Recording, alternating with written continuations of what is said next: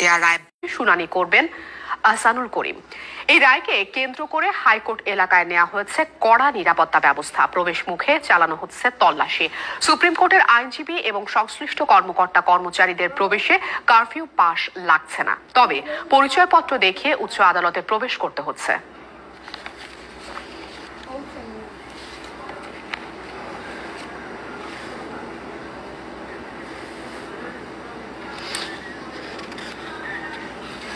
সরকারি চাকরিতে কোটা পুনর্বহাল করে হাইকোর্টের দেয়ার রায় বাতিল চেয়ে আপিল শুনানির বিষয়ে বিস্তারিত জানাতে হাইকোর্ট থেকে আমাদের সঙ্গে সরাসরি যুক্ত হচ্ছেন সহকর্মী জুয়েল থিওটোনিয়াস। আমরা কথা বলবো তার সাথে।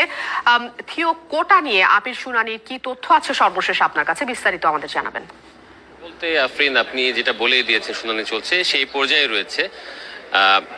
আহসানুল করিমের পক্ষ থেকে কিন্তু এখনো পর্যন্ত শুনানি শুরু হয়নি। এখনো অ্যাটর্নি জেনারেলের পক্ষের যে শুনানি সেটিই চলছে, কোনো হালনাগাদ নেই। আপনি যখন সংবাদ প্রচার করছিলেন বা বলছিলেন তখনও কিন্তু আমি আমার সেলফোনটা আমি চেক করছিলাম যে আমাদের সহকর্মী নাবিল জাহাঙ্গীর, যিনি এজলাসের ভেতরে রয়েছেন, তিনি কোনো টেস্ট করেছেন কিনা। না, এখনো কোনো টেস্ট করেননি। সুতরাং এই পর্যন্ত শুনানির ক্ষেত্রে কোনো হালনাগাদ নেই। তবে 1 ঘন্টা আগেও যে পরিস্থিতি ছিল এই আদালত প্রাঙ্গণে, একটু পরিবর্তন হয়েছে। একটু পরিবর্তন বলতে অনেক আগ্রহী আইনজীবীও এসেছেন। এমনও হতে পারে যে যে বিশেষ ব্যবস্থায় যে কয়টি মামলা চলছে আদালতে, সেই সংশ্লিষ্ট আইনজীবীরাও থাকতে পারেন। তবে 1 ঘন্টা আগের যে চিত্র ছিল তারপরে আসলে আইনজীবীদের আনাগোনা বা উপস্থিতি কিছুটা বেড়েছে, যদিও মানে সাধারণ পর্যায়ে কিন্তু আদালত বন্ধ আছে, যেহেতু ছুটি আছে, তাছাড়া কারফিউ চলছে। কিন্তু বিশেষ ব্যবস্থায় সবকিছু মিলে যেহেতু টানতে হয়েছে, এগিয়ে নিয়ে আসা হয়েছে, সেই ক্ষেত্রে কিন্তু এই শুনানি চলছে। শুনানি দুই পক্ষের শুনানি শেষে নিশ্চয়ই প্রধান বিচারপতির নেতৃত্বে যে আপিল বেঞ্চ আছে সেই বেঞ্চটি আদেশ দেবেন। আর অন্যদিকে কিন্তু যে কারফিউ চলছে, আইন শৃঙ্খলা বাহিনী এবং একই সঙ্গে সেনাবাহিনী যে রাস্তার বিভিন্ন মোড়ে মোড়ে, সেনাবাহিনী যদিও একেবারে সার্বিকভাবে সবখানে নেই, বিশেষ বিশেষ গুরুত্বপূর্ণ জায়গাগুলোতে তারা অবস্থান করছেন। আর বাদ বাকি আইন শৃঙ্খলা বাহিনীর অন্যান্য সদস্য যারা আছেন বা অন্যান্য বাহিনী আছেন, তারা কিন্তু নিরাপত্তা বিষয়টি দেখছেন। এদিকে সাধারণ ছুটিও চলছে। সুতরাং শর্ত সাপেক্ষে যারা জরুরি সেবার সাথে যুক্ত, সেই জরুরি সেবার সাথে যুক্ত ছাড়া অন্যরা কিন্তু বের হচ্ছেন না। তবে বিভিন্ন এলাকায় কিন্তু আমরা দেখেছি যে অলিগলিতে উৎসুক জনতা, যারা এর আগেও একাধিকবার কারফিউ প্রত্যক্ষ করেছেন, কারো জীবনে কারফিউ প্রথম, তারাও কিন্তু আগ্রহ ভরে এদিক ওদিক উকি ঝুঁকি মারছেন। তো সব মিলে আদালতের বাইরে যে অবস্থা, আদালতের ভেতরে যে অবস্থা, এই মিলে আসলে আপনার মাধ্যমে দর্শককে জানিয়ে দিলাম। আফরিন, আপনার যদি কোনো প্রশ্ন থাকে আপনি আমাকে করতে পারেন, তাহলে আমি সেইভাবে উত্তর দেব। থিওটোনিয়াস, আপনাকে অসংখ্য ধন্যবাদ। পরবর্তীতে আপনার মাধ্যমে আবারও আমরা বিস্তারিত তথ্য জানবো। প্রতিদিনের রান্নার সামগ্রী সংরক্ষণে আমার ভরসা ফ্রেস্কো কন্টেইনার। সাধারণ কন্টেইনার নয়, 100% ফুড গ্রেড আরএফএল এর Fresco container. Food grade container Fresco. কারফিউয়ের দ্বিতীয় দিনে সকাল থেকে সারা দেশে পরিস্থিতি শান্ত রয়েছে। সকাল থেকে রাজধানীর বিভিন্ন রাস্তায় মোড়ে মোড়ে সশস্ত্র বাহিনীর চেকপোস্টে জিজ্ঞাসাবাদ করা হচ্ছে।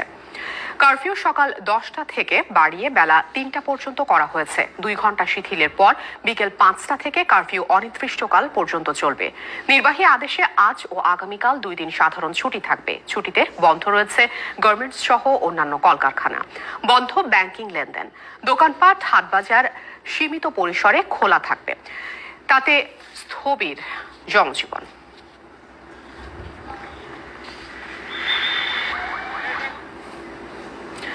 হামলা ও লুটপাটকারীদের সবাইকে চিহ্নিত করে আইনের আওতায় আনা হবে। শনিবার রাতে একথা জানান স্বরাষ্ট্রমন্ত্রী আসাদুজ্জামান খান কামাল। এদিকে রবি ও সোমবার সাধারণ ছুটি ঘোষণা করেছে সরকার। ডিএমপি জানিয়েছে কারফিউ অমান্য করলে 1 বছরের কারাদণ্ড এবং জরিমানার নির্দেশনা দেওয়া হয়েছে। আমরা সকাল 10টা পর্যন্ত যে কারফিউ আমরা বলবৎ রেখেছিলাম, সেইটা আরো কিছুক্ষণ বাড়িয়ে আমরা 3টা পর্যন্ত, আগামীকাল 3টা পর্যন্ত কারফিউ বলবৎ থাকবে। 3টা থেকে 5টা পর্যন্ত শিথিল থাকবে, তারপরে আবারও কারফিউ বলবৎ থাকবে। আমরা সশস্ত্র বাহিনী মোতায়েনের রাজধানীর পরিস্থিতি শান্ত। গুরুত্বপূর্ণ সড়কে চেকপোস্টে জিজ্ঞাসাবাদ করা হচ্ছে। এসব বিষয়ে মহাখালী থেকে আমাদের সঙ্গে বিস্তারিত জানাতে সরাসরি যুক্ত হচ্ছেন সহকর্মী মনিরুল সোহাগ। কথা বলবো তার সাথে। দর্শক, আমরা দ্বিতীয় দিনের কারফিউ এবং আইন শৃঙ্খলা পরিস্থিতি নিয়ে যুক্ত হয়েছি আপনাদের সাথে, এবং এই মুহূর্তে রাজধানীর মহাখালী রেলগেট এলাকার চিত্র আপনারা দেখছেন। এই রেলগেট এলাকাটি আসলে কারফিউ জারি হওয়ার আগ পর্যন্ত একটি ভয়ঙ্কর পরিস্থিতি ছিল এখানে, এবং টানা 2 দিন কিন্তু এখানে নাশকতা এবং নৈরাজ্য চলেছে, এবং যখন কারফিউ জারি হয় তারপর থেকেই কিন্তু পরিস্থিতি স্বাভাবিক হওয়া শুরু করে। এবং এই রেলগেট এলাকায় কিন্তু যে তাণ্ডব চলেছে, রেল লাইন বন্ধ করে দেওয়া হয়েছে সারা দেশের সাথে ঢাকার, এবং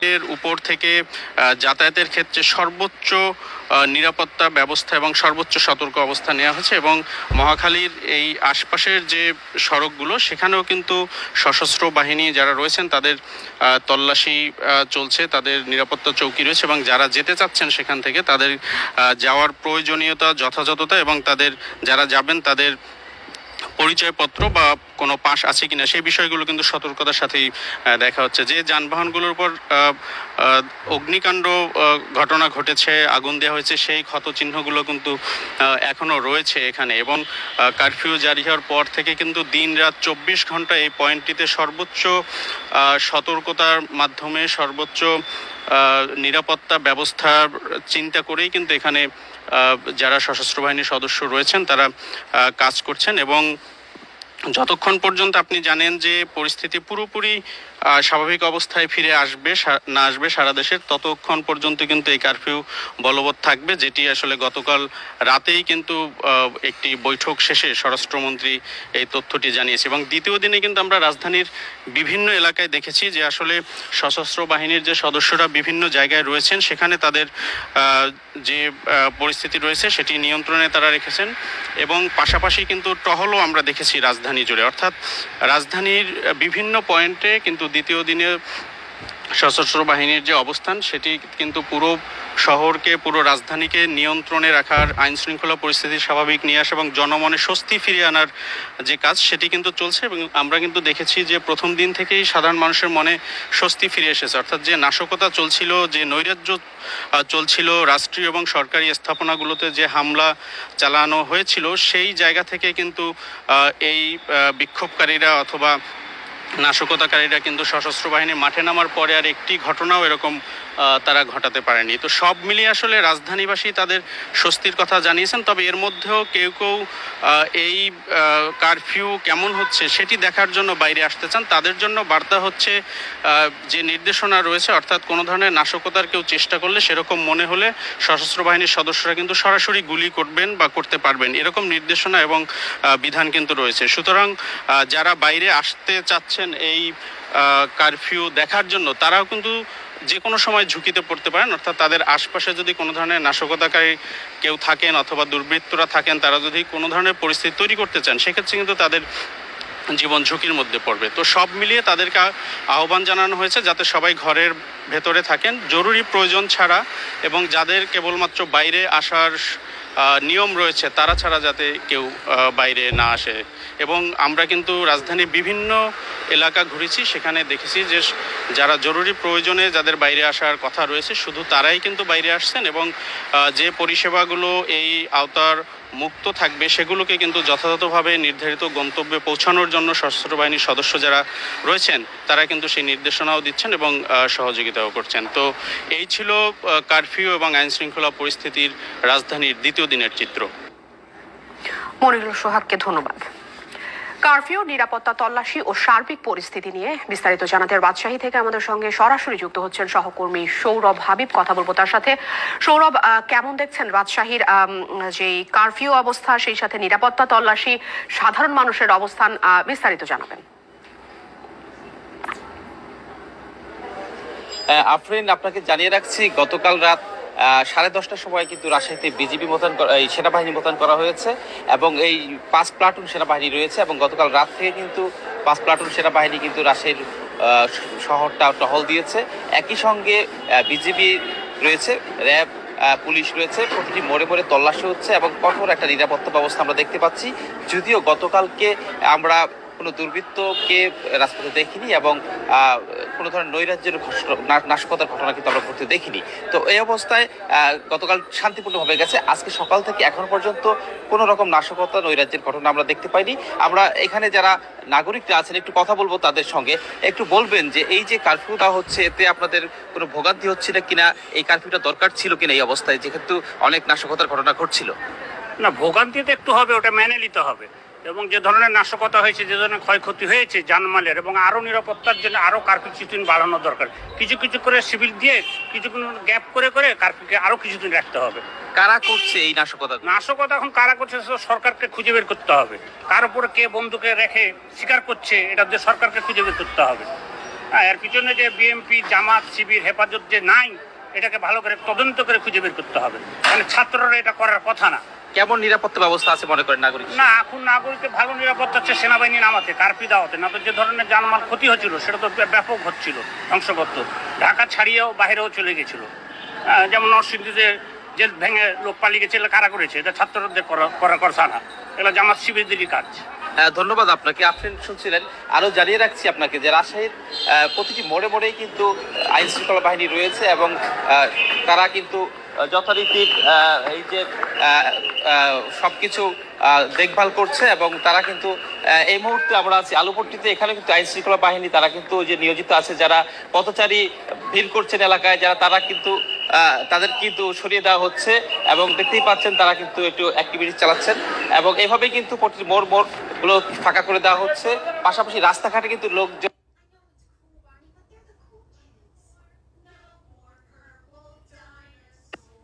দেখভাল করছে এবং তারা কিন্তু এই মুহূর্তে আমরা আছি আলুপট্টিতে। এখানে কিন্তু আইন শৃঙ্খলা বাহিনী তারা কিন্তু যে নিয়োজিত আছে, যারা পথচারী ভিড় করছেন এলাকায়, যারা তারা কিন্তু তাদের কিন্তু সরিয়ে দেওয়া হচ্ছে এবং দেখতেই পাচ্ছেন তারা কিন্তু একটু অ্যাক্টিভিটি চালাচ্ছেন এবং এভাবেই কিন্তু প্রতিটি মোড় গুলো ফাঁকা করে দেওয়া হচ্ছে। পাশাপাশি রাস্তাঘাটে কিন্তু লোকজন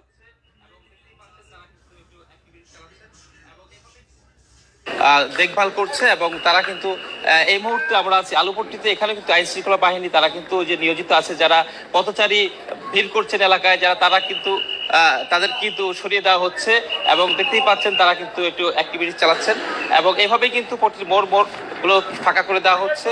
পাশাপাশি রাস্তাঘাটে কিন্তু লোক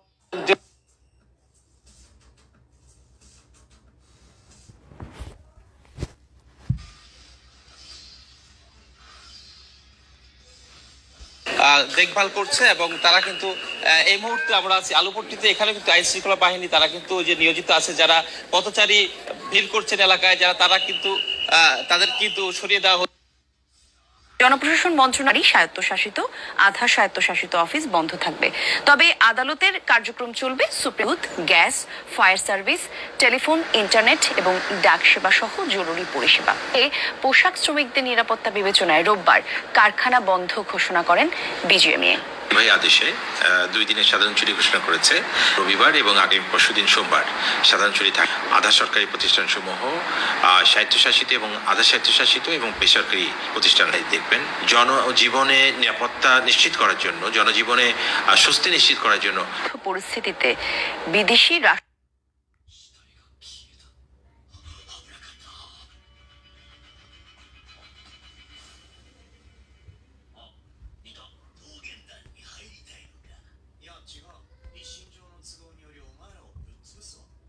হাই কমিশনার, জাতিসংঘ সহ আন্তর্জাতিক বিভিন্ন সংস্কৃতি সম্পর্কে সরকারের অবস্থান তাদের কাছে তুলে ধরবেন পররাষ্ট্রমন্ত্রী ডক্টর হাসান মাহমুদ। এর আগে চলে বন্ধু রাষ্ট্র এবং উন্নয়ন সহ